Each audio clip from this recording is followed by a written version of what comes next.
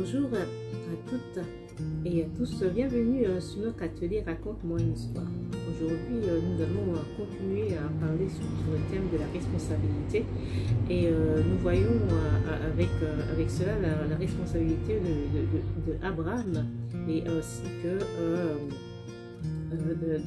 de Sarah face à une situation de conflit. Donc ici, nous sommes toujours dans l'Ancien Testament et nous abordons différents thèmes, soit liés au leadership, soit liés aux responsabilités pour ainsi. Et nous allons rester encore dans cette thématique. Ici, nous allons voir la situation d'Abraham et de Sarah face à un conflit lié à la fécondité. Ici, nous voyons que Abraham qui avait reçu un appel de Dieu céleste, et qu'il serait père d'une multitude de nations, et il aurait effectivement un enfant. Et c'est une promesse que son Dieu lui a fait de façon à ce qu'il puisse, avoir un héritier. Donc ici, nous sommes dans une situation où Abraham a reçu la promesse, et sa femme n'était pas présente lors de cette promesse.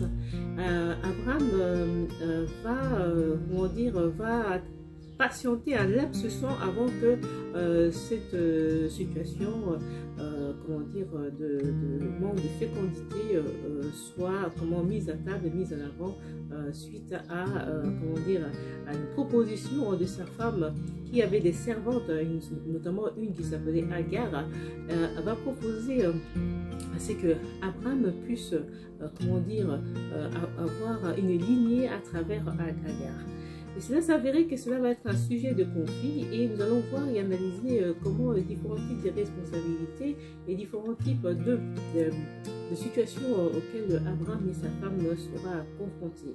Donc ici, nous voyons que Abraham va obéir à sa femme et va avoir une relation avec Agar, et qui va s'avérer, celle-ci sera enceinte et va avoir un enfant que vous connaissez bien sûr, Ismaël.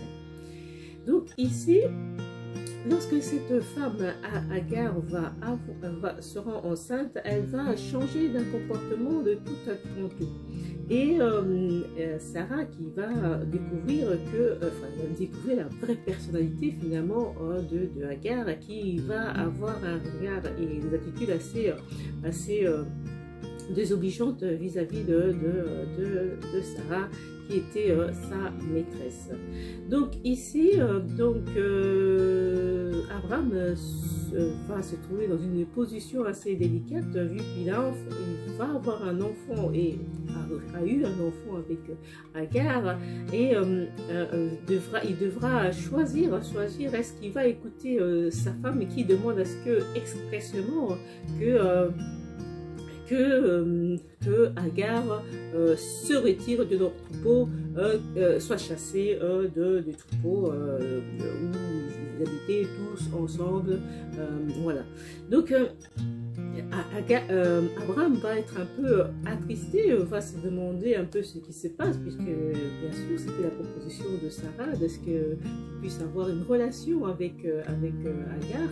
Et Abraham va réfléchir, puis ce sera l'Éternel qui va intervenir et va appuyer la volonté de Sarah, en suggérant à Abraham également de pouvoir écouter la volonté de sa femme. Donc ici, nous sommes dans une situation de tous les deux d'autorité, c'est-à-dire que Sarah avait une position d'autorité puisqu'elle était la maîtresse face à Agar, et Abraham était aussi avec une responsabilité parce qu'il avait reçu une promesse, et aussi qu'il avait une responsabilité vis-à-vis de sa femme puisqu'elle était mariée, et il avait aussi une responsabilité quelque part vis-à-vis de cet enfant qui a été conçu vis-à-vis d'Agar. Mais Abraham va s'humilier, va ici, avec l'appui de l'autorité céleste, va s'humilier face à la volonté de sa femme et sa femme également. Donc ici, nous avons ici deux autorités qui vont être face à une situation conflictuelle, et et ils devraient faire face tous les deux de soumission vis-à-vis des uns des autres, ou de compréhension, mais il s'est avéré que Abraham va avoir une sorte d'hésitation puisqu'il avait une forme de responsabilité vis-à-vis d'Agar et quelque part aussi vis-à-vis de sa femme. Mais ce sera le Dieu céleste qui va trancher. Donc ici, parce que lorsque nous sommes à égal d'autorité ici présent, parce que Abraham avait reçu une promesse, mais Sarah n'était pas présente dans cette promesse, et il avait reçu des consignes, et Sarah n'était pas présente lors de ces consignes. Et de plus, Abraham avait des sentiments, je présume, vis-à-vis de cet enfant. Donc, il était un peu partagé, mais ce sera l'autorité céleste qui va quelque part trancher et appuyer l'autorité de sa femme, qui était également maîtresse de Agar qui a eu un regard, un comportement assez désobligeant vis-à-vis de sa maîtresse. C'était ici sa maîtresse. Donc ici, c'est vrai qu'on va voir ici que parfois une personne peut avoir un aspect bien sympathique et lorsqu'on va lui confier une responsabilité, il va s'avérer, la personne va changer de comportement, avoir un regard assez hautain. Donc ici, Sarah va découvrir que sa servante n'était pas celle qu'elle prétendait être quelque part, et que quelque part, je pense que s'il avait suggéré Agar à Abraham, c'est peut-être parce qu'elle trouvait en elle des compétences, de qualité qui ferait d'elle une excellente épouse.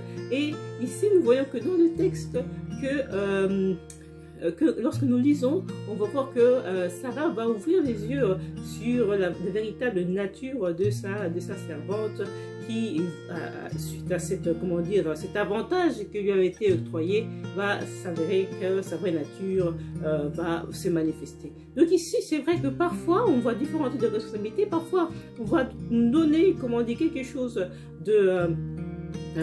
des avantages pour changer la statut, pour changer notre position. Eh bien, on va avoir un comportement, on va avoir des mauvais comportements qui va conduire Agar à être chassée du troupeau auquel Abraham et Sarah habitaient.